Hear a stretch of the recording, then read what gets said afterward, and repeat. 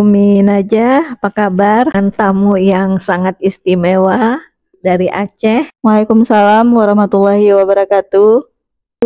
Umi Najah, Alhamdulillah sehat Bun. kenapa ya Umi? Kalau misalnya ada bencana itu, kan nggak semua orang itu baik Umi ya. Nggak semua orang itu jahat. Ada satu kampung itu tertimpa suatu bencana.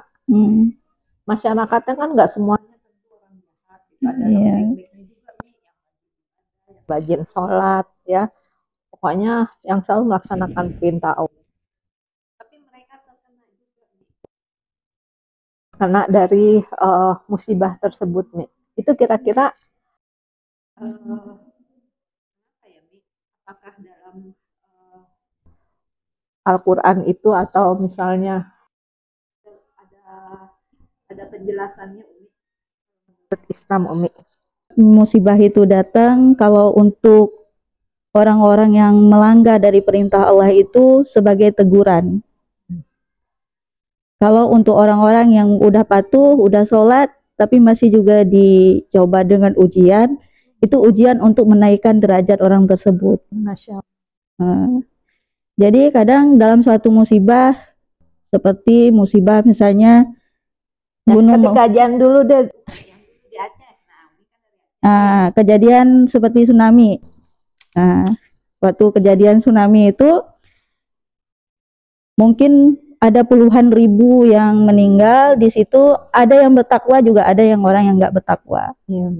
Jadi suatu musibah itu datang, diturunkannya azab oleh Allah itu akibat ada yang melanggar.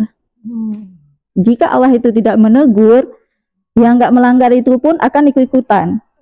Oh berarti gampang-gampang aja kita gitu, nggak ada teguran bagi Allah gitu. Mau ibadah atau enggak ya enjoy aja gitu. Paling nanti kita tunggu di akhirat gitu.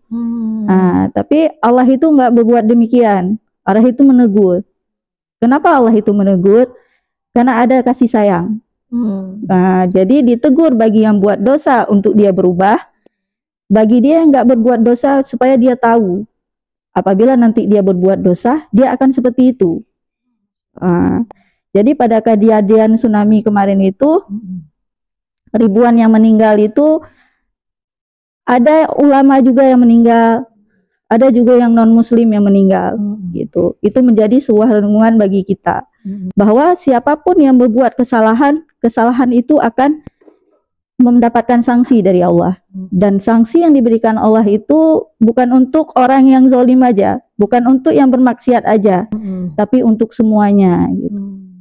Karena Allah itu nggak pilih-pilih gitu. Waktu naik tsunami, ini tsunami-nya di sini doang, di sini nggak beribadah gitu. Enggak, tapi untuk semua gitu. Untuk yang beriman, untuk menaikkan derajat dia. Karena di saat tsunami orang kehilangan harta, kehilangan anak, kehilangan semua gitu. Seberapa yakin dia kepada Allah? Apakah setelah tsunami Allah itu merebut semua dari dia, dia tetap beribadah apa enggak? Bagi orang-orang yang tidak taat kepada Allah gitu, supaya dia lebih taat.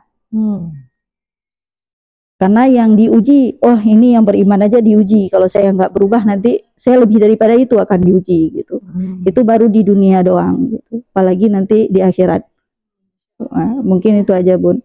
Ya, berarti memang itu karena sebenarnya semuanya tanda kasih sayang dari Allah ya. Iya Bun.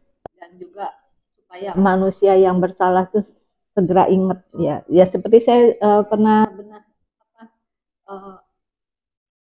ambil hikmah misalnya dari ketika kita terjadi goncangan di pesawat contohnya ya.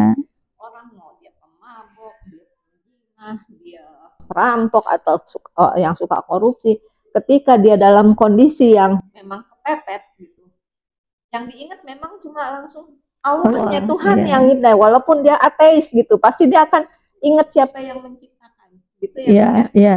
Jadi Masya Allah, itu karena Allah sayang ya. Mudah-mudahan sebelum dia dicabut nyawanya mungkin ini tobat dulu ya. Masya Allah, hikmahnya Masya Allah ya Mi ya. Jadi di balik bencana ada hikmahnya.